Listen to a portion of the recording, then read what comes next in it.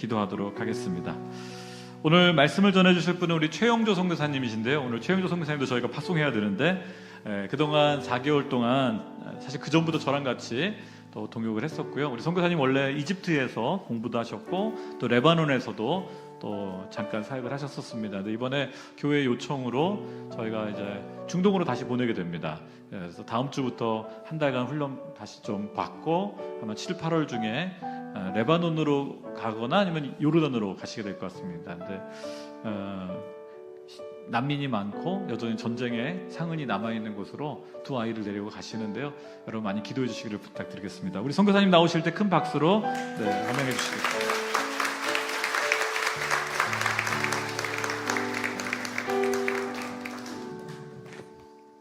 할렐루야. 마이크를 좀 조정하겠습니다. 네, 많이 올려야 돼서. 네, 최영조 선교사입니다. 이렇게 또 함께 말씀을 나누게 돼서 너무 기쁘고요. 또 짧은 시간이었지만 여러분들이 많이 사랑을 해주셨는데 제가 잘 모를 것도 있고 아무튼 제가 이렇게 살이 많이 찐 거 보니까 풍족하게 잘 보낸 것 같습니다. 오늘 흩어짐과 보내심이라는 제목으로 함께 말씀을 나눴는데 이 말씀 가운데 주신 은혜가 여러분에게 흘러가기를 또 오늘 또 파송 받은 우리 친구들 또 함께 은혜 나누는 시간 되기를 주님의 이름으로 기도합니다. 잠깐 기도하겠습니다. 하나님 감사합니다. 오늘 하나님의 말씀 전할 때 전하는 자와 받는 자 모두에게 성령이 함께 하신 자리가 되게 하여 주시옵소서. 오직 하나님 말씀만을 전하고 하나님의 마음을 전하는 시간 되게 하여 주시옵소서. 감사하며 우리를 사랑하시는 예수님 이름으로 기도합니다.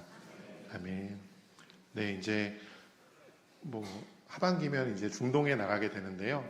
중동에 나가면 제일 많이 듣는 말이 있습니다. 여러분 아우니치나 여행 오시거나 단기 선교 오시면 꼭 들을 수밖에 없는 말이 있는데 첫 번째로는 아랍어로 인샬라라는 말을 진짜 많이 들으실 겁니다. 인샬라 그러면은 인샤알라라는 말을 빨리 인샬라라고 하는데 하나님이 원하신다면 이런 뜻입니다.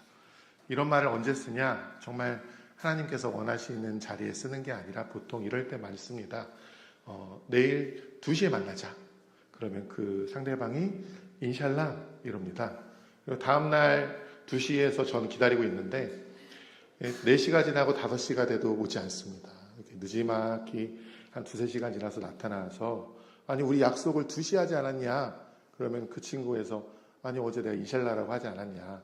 알라가 나는 가고 싶었는데 알라가 원하지 않으셨나 보다. 이런 말을 들으면 처음에 굉장히 마음이 어렵죠. 근데 앞으로 이제 저도 그런데 중동에서 있다 보면 저도 모르게 또 인샬라라는 말을 쓰게 되더라고요. 되는 것도 없고 안 되는 것도 없는 동네라 그런 말이 자주 쓰이게 됩니다. 이 알라라는 말이 들어가는 그런 문구들이 중동에는 굉장히 많이 쓰입니다. 이슬람에서는 알라를 하나님이라고 생각하고 예배하는데 중동에 있는 기독교인들도 똑같이 성경책에 하나님이라는 단어를 알라라고 표기를 하고 있습니다. 그래서 함두릴라 이러면은 할렐루야 이런 말이고요. 또 알라후 아크바르 우리 IS나 이런 데서 폭탄 테러 할 때 외치는 말이기도 한데 이런 말도 성경에 있는 말입니다. 하나님은 위대하시다 이런 말이 기독교인과 이슬람 사람들 무슬림들이 많이 쓰고 있습니다. 이렇게 보면은 참 아이러니할 때가 굉장히 많습니다. 작년까지 이제 레바논의 헤즈볼라랑 또 이스라엘이랑 전쟁을 했었는데 그 헤즈볼라라는 그 정치 집단 아시죠? 무장단체. 그 헤즈볼라가 하즈브 알라라는 말이 합친 말입니다. 하즈브는 정당 이런 말이고 알라라는 말은 하나님 그러니까 헤즈볼라 그러면은 하나님의 당, 하나님의 정당, 기독당 이런 느낌의 그런 단체입니다. 그러니까 이스라엘과 헤즈볼라가 싸운다 그러면 하나님의 당과 하나님의 백성이 싸우는 느낌이 굉장히 아이러니할 때가 많이 있습니다. 참 서로가 자기가 하나님의 백성이라고 싸우는 모습들을 보면서 하나님이 자기와 함께한다라고 외치면서 그렇게 싸우는 모습을 보면서 하나님은 이 모습을 보면서 어떻게 생각하고 계실까라는 생각을 많이 합니다. 또 이슬람에서는 자기가 아브라함의 민족이라고 확신합니다. 아브라함이 자녀를 하나님 앞에 이렇게 바치는데 그 바쳐진 자녀가 저희는 이제 이삭이 바쳐졌다라고 믿고 그렇게 고백을 하는데 이슬람에서는 이스마엘을 바쳤다라고 믿고 고백을 합니다. 그러니까 아브라함의 믿음의 자손이 자기들이다. 이스라엘에 갔던 축복이 자기들에게 돌아왔다라고 이야기하면서 서로 그렇게 증오하며 싸우고 있습니다. 그런데 성경은 분명히 우리에게 얘기하는 게 뭐냐면 하나님의 복은 어떤 한 민족만의 것이 아니라고 우리에게 분명하게 말씀하고 있습니다. 그리고 하나님의 복을 받은 하나님의 선택받은 백성은 반드시 그 받은 복을 흘려보내는 축복의 통로가 되라라고 우리에게 명령하고 있습니다. 요나서를 보면 요나에게 하나님이 니느웨로 가서 회개하라라고 하나님의 말을 전하라라고 하는데 요나가 그걸 너무나도 싫어합니다. 왜냐하면 니느웨는 오늘날 이스라엘과 그런 레바논, 이스라엘과 중동의 사이처럼 서로 증오하는 사이였기 때문입니다. 그래서 너무나도 증오하는 그 나라에 자기 나라와 원수된 그 나라에 어떻게 하나님이 그러실 수가 있는가라고 분노하며 화를 내는 그런 요나서의 말씀을 우리가 봅니다. 그런데 하나님의 마음은 그 이스라엘과 반대편에 있는 원수된 나라조차도 회개하길 원하시고 하나님께 돌아오길 원하시는 것이 바로 하나님의 마음인 줄 믿습니다. 구약에 하나님이 이스라엘을 하나님의 백성으로 삼으신 이유와 또 하나님께서 예수님께서 이렇게 부활 승천하신 이후에 이 땅에 교회를 세우신 이유가 다르지 않습니다. 오늘 사도행전 13장 47절에서 바울이 이렇게 전합니다. 함께 읽겠습니다. 시작. 이것이 바로 주께서 우리에게 하신 명령이기 때문입니다. 내가 너를 이방 사람들의 빛으로 삼았으니 이는 내가 땅끝까지 구원을 이루게 하려는 것이다. 아멘.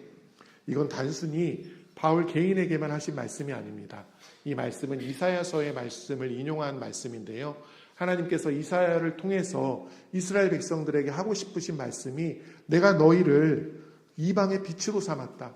너희만이 축복을 받으라고 내가 너희들에게 복을 내려주는 게 아니라 모든 열방에 축복의 통로가 되라고 너를 세웠다라는 이 마음이 이사야를 통해 이스라엘에게 주신 말씀이었고 사도행전에서 바울을 통해 그 당시 교회와 또 오늘날 우리에게 모두에게 주신 명령입니다. 그런데 이스라엘은 그 축복의 통로의 역할을 제대로 하지 못했죠. 선민의식으로 가득 찼고 하나님이 자기만의 하나님이라고 여겼고 그리고 이방 민족을 배척했습니다. 우리가 흔히 착각하는 것이 하나님이 나만의 하나님 아니면 우리만의 하나님이라고 생각하는 것입니다. 그런데 하나님은 온 세상을 지으신 창조주이심을 믿습니다. 성경 말씀에도 하나님이 세상을 사랑하사 독생자를 주셨으니 라고 이렇게 요한복음에 말씀하고 있습니다. 하나님이 이스라엘만을 사랑하신 것이 아니고 하나님이 우리만을 사랑하신 게 아니고 하나님이 이 세상 모두를 사랑하사 독생자를 주셨으니 라고 성경은 우리에게 전하고 있습니다. 하나님이 이스라엘을 택한 민족으로 삼은 이유가 이스라엘을 통해서 이스라엘이 그 복을 받고 하나님의 백성으로 사는 그 모습이 너무나도 아름답고 그 이스라엘 백성을 통해서 하나님이 어떤 분이고 하나님이 자기를 따르는 자들에게 어떤 복을 내려주시는 분인지를 이방의 민족들이 그것을 보고 하나님께로 돌아오기 하기 위해서 이스라엘을 하나님의 택한 백성으로 삼으신 줄 믿습니다. 이스라엘을 구원의 방주로 삼아서 이스라엘로 초청하는 하나님이 구약의 군데군데 우리는 볼 수 있습니다. 신약에도 마찬가지죠. 오늘 말씀의 8장에 이제 흩어지기 전에 예루살렘 교회가 그러했습니다. 예수님께서 이제 십자가에 매달리시고 사흘 후에 부활하시고 같이 지내시다가 승천하시고 성령의 강림 사건 이후에 세워진 첫 번째 교회가 예루살렘 교회입니다. 예루살렘 교회 처음에 베드로가 하나님의 말씀을 전하면서 3,000명이 넘는 사람들이 이렇게 주께로 돌아왔습니다. 그리고 베드로와 요한이 감옥에 갇히는 사건이 일어날 때쯤 됐을 때는 남자만 5,000명이 넘는 큰 교회가 되었습니다. 참 아름다운 교회였습니다. 그 안에는 수많은 은사와 기적들이 가득 찼고 성령의 충만함으로 하나님의 말씀을 담대하게 전하는 교회였습니다. 믿는 사람들이 자기의 재물을 자기 것으로 여기지 않고 서로 나누기를 주저하지 않는 교회였습니다. 자기가 설사 모욕을 당하더라도 그것이 예수의 이름을 위해서 당하는 모욕이라면 기꺼이 참고 합당하게 여기고 오히려 기뻐하는 사람들이 모인 공동체였습니다. 분쟁은 분명 있었지만 그것조차도 가장 아름다운 방법으로 해결을 했던 바로 하나님께서 사랑하실 만한 그런 교회이고 공동체가 바로 예루살렘 교회였습니다. 그런데 오늘 말씀에 하나님께서는 그 사랑하는 교회, 그런 아름다운 교회를 흩어버리십니다. 오늘 말씀에 그날의 예루살렘 교회에 큰 핍박이 있어 일어나 사도들을 제외한 모든 사람들이 유대와 사마리아로 뿔뿔이 흩어졌습니다 라고 기록하고 있습니다. 이게 외적으로만 보면 어떻게 된 겁니까? 사도들을 제외하고 모든 사람들이, 말 그대로 교회가 외형적으로만 보면 박살난 거죠. 전부 다 뿔뿔이 흩어지고 이제 교회가 거의 세상 사람들이 보기에는 와해되었습니다. 하나님께서 왜 이렇게 아름다운 교회를, 하나님께서 선교의 주춧돌로 삼으실 만한 교회를 왜 이렇게 흩어 버리셨을까? 우리 베드로전서 2장 9절 함께 읽겠습니다. 2장 9절 시작. 그러나 여러분은 택하신 족속이요 왕같은 제사장들이요 거룩한 나라요 그분의 소유된 백성이니 이는 여러분을 어둠에서 불러내어 그분의 놀라운 빛으로 들어가게 하신 분의 덕을 선포하게 하시기 위한 것입니다. 우리를 택하시고 왕같은 제사장으로 삼아주시고 거룩하게 하시고 소유 삼아주신 이유는, 그렇게나 큰 복을, 그 능력을, 그리고 그 신분을 우리에게 주신 이유는 뭐냐 하면 주님의 덕을 우리들로 하여금 선포하게 하기 위함입니다. 그 복음이 유대인을 넘어서 이방에까지 흘러가게 하려는 그 목적이 바로 하나님의 마음이었습니다. 말씀이신 우리 예수님은, 그분의 덕은 과연 무엇일까요? 하나님의 말씀이신 우리 예수님, 그 하늘 보좌에 있으신 그곳으로도 충분한 영광을 누리고 충분히 좋으신 그 예수님께서 이 땅에 육신을 입고 오셨습니다. 고난당하시고 수치를 당하시고 결국엔 십자가에 매달려 돌아가셨습니다. 그 하늘의 영광을 버리고 이 땅으로 온 그 경계를 넘으신 그 주님께서 오늘날 우리들에게도 동일하게 명령하고 계십니다. 내가 경계를 넘은 것처럼 너희도 그 경계를 넘으라 라고 우리에게 말씀하고 있습니다. 성경은 와서 보라 라고 얘기를 많이 합니다. 그런데 세상 사람들에게 우리한테 와라 라고 하면 잘 오지 않습니다. 구약의 노아가 홍수 사건 때 그 홍수를 위해서 노아가 방주를 막 만드는데 이제 홍수가 나고 사람들이 왜 이렇게 큰 배를 그것도 산 꼭대기에다 세우는지 물어봤을 겁니다. 그럼 노아가 하나님이 명령하셨고 곧 홍수가 있을 거라고 얘기를 했을 겁니다. 그런데 사람들은 비웃었고 아무도 반응하지 않았습니다.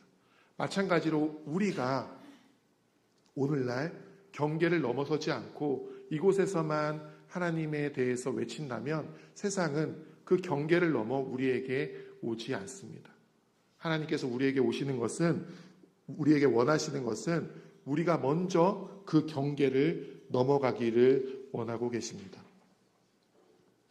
여기가 좋사오니 하면서 교회에 머무는 것이 아니라 경계를 넘어서 세상으로 그리고 열방으로 나아가는 주님의 마음이 이 예루살렘 교회를 흩으신 마음 중에 있습니다.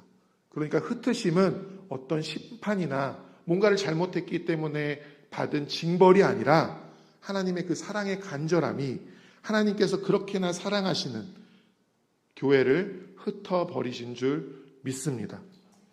하나님께서 독생자 예수를 십자가에 죽이심으로 구원을 이루셨듯이 주님은 자신의 핏값으로 산 자신의 몸된 교회를 흩으심으로 구원을 온 열방에 뿌리셨습니다. 여러분, 사도만 그 일을 감당한 게 아닙니다. 그리고 오순절날 그렇게 모여서 기도했던 사람들만 그런 명령을 받은 것이 아닙니다. 흩어진 모든 자들이 바로 그 명령을 받았고, 그렇게 사도행전 8장 이후, 오늘 말씀 이후에 모든 기록들은 그렇게 흩어진 사람들이 어떻게 살았냐에 대한 기록입니다. 그들은 입으로 그리스도를 증거했고 그들의 삶으로 예수님을 만난 삶이 어떤 것인지를 세상에 보여주었습니다. 그렇게 세상에 보여주신 결과가, 그렇게 그리스도인들이 세상에 그리스도인의 삶이 어떤지를 보여준 결과가 오늘에 나오는 안디옥 교회입니다. 안디옥에서 처음에 세상 사람들이 그렇게 안디옥 교회에 모인 그 공동체의 무리를 보고 그리스도인이라는 칭호를 처음으로 불러주었습니다. 하나님의 자녀, 하나님의 백성, 이런 말들은 하나님께서 우리에게 붙여줬거나 성도, 집사 이런 말은 우리가 서로가 이렇게 부르는 이름이었지만, 그리스도인, 그리스도를 따르는 사람들이라는 말은 세상이 우리에게 불러준 호칭입니다. 왜 그런 이름을 우리에게 불러주었을까요? 그들이 모인 삶이 너무나도 세상과는 달랐습니다. 이질적이었고 그 안에 모인 사람은 뭔가 달랐습니다. 그래서 호기심을 불러일으켰고 무언가 매력적이었고, 그래서 왜 그런지 물어봤더니 자신들은 그리스도를 따르는 사람들이다 라고 이렇게 말을 하니 그때부터 불러진 이름이 바로 그리스도인이라는 이름입니다. 그것이 정확하게 어떤 이상한 모습인지가 바로 오늘 말씀에 나옵니다. 13장 1절에 안디옥 교회에 있는 리더들 5명이 나옵니다. 이 5명들 아시는 분들은 다 아시겠지만, 바나바, 처음에 나오는 첫 번째 리더 바나바는 레위 지파 사람으로 예루살렘 정통 유대인입니다. 그리고 아주 부유했습니다. 그리고 두 번째는 니게르라고 하는 표현을 보면 알 수 있듯이 흑인입니다. 흑인이라면 당시에 노예 후손이거나 자기가 노예일 수도 있고요. 그 다음에 세 번째는 구레네 사람 누기오는 지금의 리비아, 이방 민족의 사람이었습니다. 그리고 마나엔, 여기는 헤롯 안티파스의 어릴 때부터 이제 개역 개정의 젖동생이라고 나오는데요. 헤롯 안티파스는 세례 요한을 참수한 그 왕이 헤롯 안티파스입니다. 그 왕과 어릴 때부터 중마고로 자랐던 당시 권세가, 권력자 또는 권력자의 아들이었습니다. 그리고 마지막으로 사울은 여러분이 잘 아시는 바울의 옛 이름입니다. 그 사울은 바리새인 중에 바리새인이었고 율법에 능통한 지식인이었습니다. 헤롯조차도 너의 그 많은 지식이 너를 미치게 했다라고 말하는 걸 볼 때 당시에 아주 지식인으로서는 유명했던 것 같습니다. 그리고 기독교를 핍박했던 사람들입니다. 이들 5명은 공통점이라고는 찾을래야 찾아볼 수 없는 그런 완전히 다른 사람들이었습니다. 가치관도, 배경도, 사회적 신분도, 삶을 살아가는 방식도, 지적 수준조차도 다 달랐습니다. 강력한 그런 권력가와 부유한 자부터 굉장히 천대받고 가난했던 사람들이 한 교회에 모여 있습니다. 여러분 상식적으로 이 5명이 함께 모여서 교회가 된다는 게 이해가 되십니까?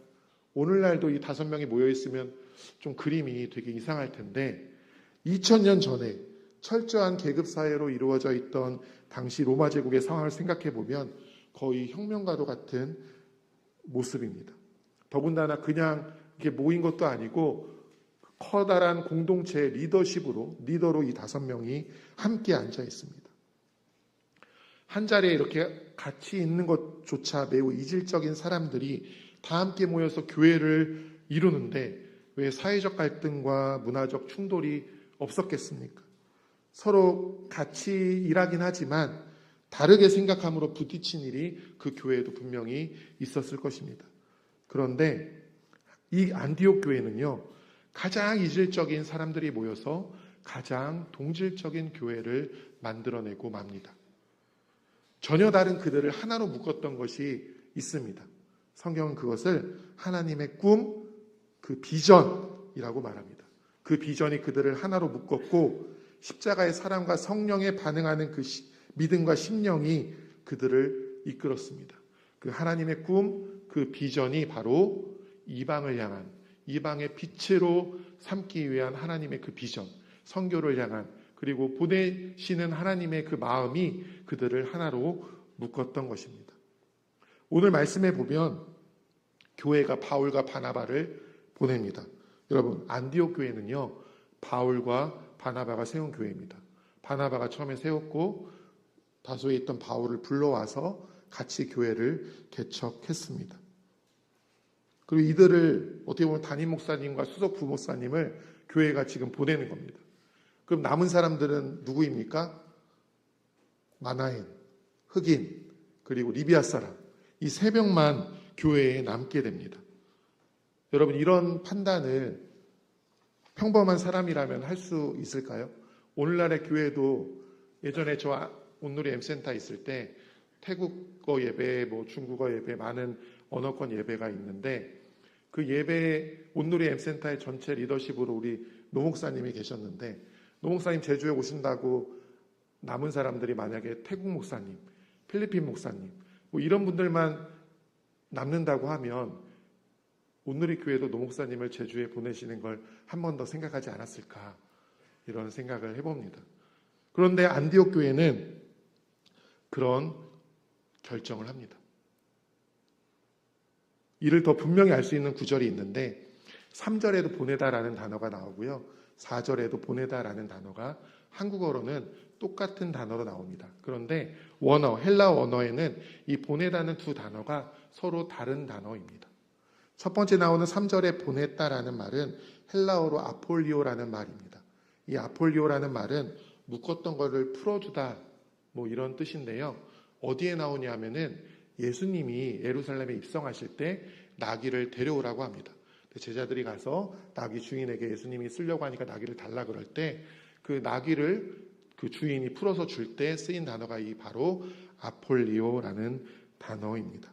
지금 안디옥 교회는 선교를 하나님께서 보내라고 하실 때 그 바나바와 바울을 보낼 때 애처로워하거나 안타까워하고 있는 것이 아니라 그들을 교회에 붙잡지 않고 자유롭게 선교 사역에 보내는 것이 마땅한 일이라고 생각되어서 지금 놓아주고 있는 것입니다. 또 두 번째 의미는 나귀를 풀어서 예수님께서 쓰시게 했듯이 나의 삶을 그리고 나 자신을 세상에 풀어서 하나님이 쓰시게 하는 것, 이게 바로 아폴리오, 교회가 보냈다라는 말입니다. 오늘 영국으로 또 미국으로 또 다른 나라로 이렇게 파송받은 소명자들 파송식 우리 어린 친구들을 보냈는데 여러분 보내는 마음이 어떠하십니까? 부모된 마음으로 이들을 부모님의 손에서 놓아서 세상을 향해 보낼 때 마치 모세의 어머니가 모세를 갈대 상자에 넣어서 보냈던 그런 마음으로 내 손을 떠나 보내지만 하나님께서 함께 하시고 인도하시고 붙잡으시고 보호해 주시는 그 간절한 믿음으로 지금 보내고 있는 줄 믿습니다. 그때 안디옥 교회가 그런 마음으로 이들을 보냈습니다. 마음이 어려웠던 것 같습니다. 왜냐하면 금식하며 기도하며 보냅니다. 여러분 금식했다는 말을 보통 언제 씁니까? 이제 밥 안 먹고 기도할 때 보통 우리는 금식했다라고 쓰는데 말 그대로 하나님을 향한 간절함이 내 육체의 간절함을 이긴 것이 바로 금식하며 기도하는 것입니다. 어떤 영적인 수행이나 아니면 그냥 단식이나 다이어트가 아니라 하나님을 향해 간절히 바라는 것이 있어서 그렇게 기도하는 것, 그게 바로 금식하며 기도하는 것입니다. 그런데 오늘 말씀에 나오는 금식하며 기도하는 것은 나의 뜻을 하나님께 관철하기 위한 나의 뭔가 욕망을 이루기 위한 몸부림이 아니라 하나님의 뜻을 위해서 나의 뜻을 내려놓기 위한 간절함이었습니다. 여러분 이게 안디옥 교회 그 리더십 그리고 안디옥 교회가 보여주었던 하나님을 향한 간절함이었습니다. 하나님을 위해서라면 하나님의 뜻을 위해서라면 교회의 뜻과 내 뜻을 내려놓을 수 있는 것 이게 바로 그들의 모습이었고 오늘날 우리에게 동일하게 하나님께서 원하시는 모습인 줄 믿습니다. 그래서 안디옥 교회는 자신의 뜻을 내려놓고 그 뜻에 순종합니다. 근데 4절 또 3절하고 다른 4절에 이 보내신다는 단어는요, 헬라어로 에크펜포라는 단어입니다. 이거는 군사나 사절을 보낼 때 쓰는 단어입니다. 여러분, 군사나 사절을 보낼 때 중요한 것은 누가 보내냐이죠. 그래서 4절에는 누가 보냈는지가 정확하게 나옵니다. 성령의 보내심. 보내는 주체가 누구입니까? 성령입니다. 보내심은 교회가 아니라 성령이 하셨다는 겁니다. 교회가 한 일은 그들을 놓아주는 일이었고 풀어주는 일이었고 성령이 그들을 주도하고 몰아가십니다. 그것이 분명히 드러나는 게 오늘 말씀의 2절의 말씀입니다. 내가 그들에게 맡긴 일을 위해서, 개역개정에서는 내가 불러 시키는 일을 위해서, 이 말이, 이 단어가 완료형으로 쓰였습니다. 그러니까 성령께서 이미 예전에 시키기로 작정된 계획을 위해서 지금 보낸다라는 뜻입니다. 그 일이 무엇인가? 바울이 처음에 다메섹 도상에서 다메섹으로 가는 길에서 예수님을 만나서 맹인이 되었을 때 아나니아를 통해서 바울에게 하신 말씀이 있습니다. 그게 무엇이냐면 그때 성령께서 아나니아에게 나타나셔서 바울은 이방인에게 복음을 전하기 위하여 택한 자라고 말씀하셨습니다. 즉 하나님께서는 14년 전, 10수년 전에 계획하고 준비하셨던 일들을 지금 실행하신다는 겁니다. 그러니까 이 파송은요, 하나님께서 현재의 상황 속에서 최선의 방법으로 두 사람을 택한 게 아니라 이미 작정된 일을 계획하시고 그 일을 위해서 몰고 가시다가 지금 그 일을 행한다는 것입니다. 여러분, 우리에게는 결코 우연이 없습니다. 모든 것들은 하나님의 선하신 인도하심과 계획하심이 우리들의 삶 가운데 있는 줄 믿습니다. 이것이 나의 연약함과 혹은 실패 속에서도 내가 견딜 수 있는 이유가 되고 힘이 되는 줄 믿습니다. 이것을 내가 기억하고 믿음으로 붙잡을 때 매일에 이어지는 그런 하나님과의 관계에서 신앙의 경주에서 우리가 완주하고 승리하게 될 줄로 믿습니다. 이제 오늘 저도 그렇고요. 우리 어린 학생들도 그렇고 이제 다른 나라로 먼 땅으로 이렇게 가게 됩니다. 만약에 제가 있는 요르단이 될지 레바논이 될지 아직 모르겠지만 단기 선교나 아우니치나 여행을 오신다면 세례 요한의 마음으로 미리 잘 준비해 놓겠습니다. 근데 여러분, 저나 이 학생들을 오늘 파송식 했는데 저희만 보냄을 받은 건 아닙니다. 예수님이 말씀하시죠. 아버지께서 나를 보내신 것처럼 나도 너희를 보낸다 라고 말씀하십니다. 선교사만이 아니라 목사님만이 아니라 우리 모두는 주님께 보내심을 받았습니다. 어디로 보내심을 받았을까요? 내 가정에, 내 직장에, 그리고 세상에 우리는 보내심을 받았습니다. 보내셔서 무슨 일을 하시려고 보내셨습니까? 어두운 세상을 밝히려고, 빛과 소금 된 우리를 세상에 보여주려고, 하나님을 따르는 삶이 얼마나 행복한지를 보여주시기 위해서 우리를 세상에 보낸 줄 믿습니다. 여러분, 우리는 그냥 이렇게 나약하고 이런 존재가 아니라 하나님께서 어마어마한 은혜와 어마어마한 복을 부어주시는 그리스도인인 줄 믿습니다. 그 복은 내 것만이 아니라 세상에 흘려보내는 복이고 세상으로 하여금 그리스도인이 교회가 어떤 곳인지를 보여주는 존재로서 우리를 낳으셨고 보내신 줄 믿습니다. 제가 중동에 가니까 이런 말씀 하시더라고요. 전방개척 선교를 하시는군요. 전방개척이라는 말 혹시 들어보셨습니까? 선교 쪽에서 쓰는 용어인데 굉장히 좀 힘든 지역 갈 때 전방개척이라는 용어를 많이 씁니다. 근데 제가 돌아봐서 생각해 볼 때 전방이란 과연 어떤 곳인가 라고 묵상해 보니까요. 전방이라는 곳은 말 그대로 적과 우리 편의 경계를 전방이라고 합니다. 그리고 싸움의 경계를 전방이라고 합니다. 그러면 오늘날 세상에서 세상과 믿지 않은 사람과 믿는 우리가 맞닿은 그 경계가 바로 전방인 줄 믿습니다. 그러니까 단지 저만 중동에 간다고 전방에 서 있는 것이 아니라 당장 내일이면 세상에 나가서 믿지 않는 사람과 서로 맞닿은 여러분의 삶이 바로 전방인 줄 믿습니다. 그리고 그 전방에서 여러분이 하나님의 이름을 선포하고 여러분의 삶이 빛으로 나타날 때 그것이 바로 전방개척 선교임을 확신합니다. 단지 입을 열어서 예수 그리스도를 증거하면서 그렇게 복음을 전할 수도 있고요. 여러분의 삶의 모습으로 복음을 전할 수도 있습니다. 제가 중동에서 천막촌에 이렇게 레바논 그 난민촌이 있거든요. 거기 가서 이렇게 가만히 앉아 있어요. 이제 시리아 방언을 제가 잘 못 알아듣습니다. 그럼 이제 우리 같이 가르쳤던 학생 아이 데리고 가면 내가 그 친구한테 아랍어로 말하면 이 친구는 나의 어색한 액센트를 알아듣고 아랍어로 통역을 해줍니다. 그 사람들이 아랍어를 말하면 또 이 친구가 또 저한테 아랍어로 얘기해주고 이렇게 아랍어로 이렇게 통역하면서 뭐 이렇게 많은 말을 못해요. 뭐 단어를 그렇게 많이 아는 것도 아니고 가만히 이렇게 앉아 있으면 한 3시간이고 4시간이고 그렇게 차를 계속 리필해 줍니다. 그리고 계속 쳐다만 봐요. 그 천막촌에 사는 그 가족만 쳐다보는 게 아니라 앉아 있으면 그 동네에 있는 모든 사람들이 그냥 들어옵니다. 그래서 물어봐요. 친척이니? 가족이야? 아니래요. 누구냐? 그랬더니 저기 뒷집에 사는 누구라고 합니다. 뭐 이렇게 우리나라 옛날도 그러진 않았을 것 같은데 그냥 문이 다 열려 있고 그냥 들어와서 앉아 있다 갑니다. 뭐 저는 뭐 예수님에 대해서 이렇게 얘기를 하고 싶은데 이게 분위기도 전혀 안 그러니까 그냥 가만히 앉아서 차만 마시고 그러고 그냥 웃어주고 사진도 찍어주고 이러다 오게 됩니다. 그러면 이제 그날 주일에 그 천막촌에 있던 사람들이 이렇게 교회에 예배에 이렇게 나오는 걸 봤습니다.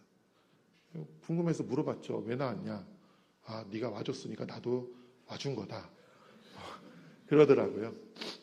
그래서 어쨌든 이렇게 교회 나고 예배에 참석하고 하나님의 말씀을 듣는 기회를 주님께서 허락해 주십니다. 이러는 걸 보면 하나님의 그런 여러분들을 통해 나타나는 하나님의 빛은 여러분이 입을 열어 증언하면 그게 제일 좋겠지만 그러지 않더라도 여러분의 삶의 모습 속에서 여러분의 생활의 방법 속에서 세상과는 다른 방식으로 다른 법칙으로 살아가고 또 교회 다니는 사람이 얼마나 행복한지를 보여준다면 그분들이 여러분에게 물어볼 겁니다. 넌 왜 이렇게 기뻐? 넌 왜 이렇게 즐거워? 그럴 때 여러분이 왜 그런지를 할 말을 준비해 놓거나 아니면 성령님의 인도하심에 따라서 대답을 해주시면 그게 바로 하나님의 선한 선교의 현장이라고 저는 믿습니다. 그것이 바로 하나님의 흩으심과 보내심입니다. 그리고 흩으심과 보내심은 헤어지는 것으로 끝이 아닙니다. 오늘 예루살렘 교회가 흩어졌지만 안디옥 교회로 다시 모였고 그리고 바울과 바나바가 파송받았지만 수많은 고린도 교회, 에베소 교회 수많은 열방의 교회들로 다시 모였듯이 하나님은 다시 모으시는 하나님인 줄 믿습니다.